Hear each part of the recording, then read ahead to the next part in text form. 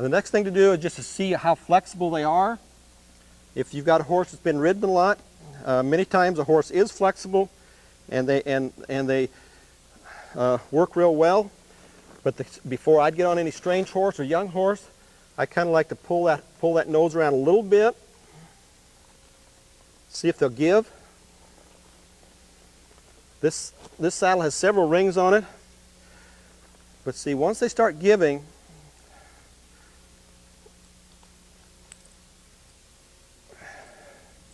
we'll leave the halter on for now. It's really not affecting us here.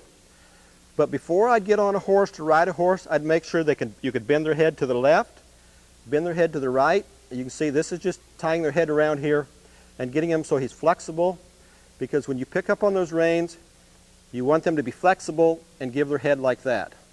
You want them to move, and you want those back feet to cross over. You want that back, inside back foot to step over in front of the other one, okay? So I do a little bit like this, and many horses that are really stiff, I would do this with a 2-year-old. You could do this with a yearling. I've done it with 20-year-olds. Anytime you have a horse that's just a little stiff, they haven't been ridden for a while, they haven't been used for a while, they haven't been bent and flexible, or they're kind of stiff in their neck, I would do this. I would do it both directions. We'll try it the other way now.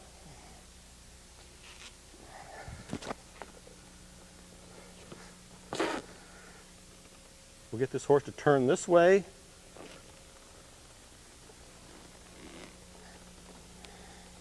We're covering a lot of ground real quick here. Okay, this horse is giving. A horse that's stiff will just throw his head in the air, and he won't bend his head like that. I wouldn't do this in a real big arena,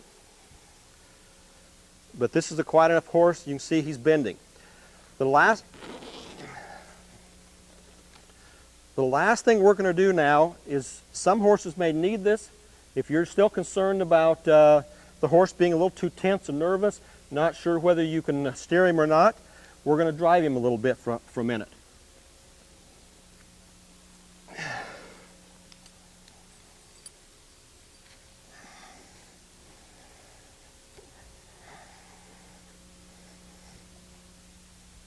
I've hobbled the stirrups, which means I've tied a little strap from one stirrup to the other. But this is just something, it's just a safety insurance to see if your horse will bend, and because if your horse will not go forward, will not back up, will not turn right, turn left, I would not get on this horse.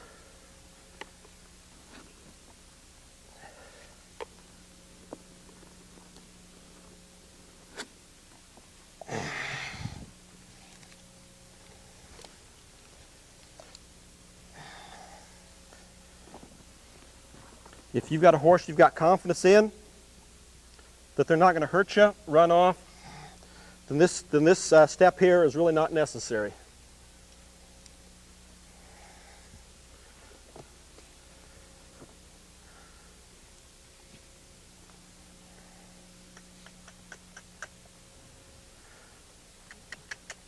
But use some voice commands to get this horse to walk. Always be able to know that you can get their nose this way. We'll turn him the other way and see if he gives that way. He's a little stiff.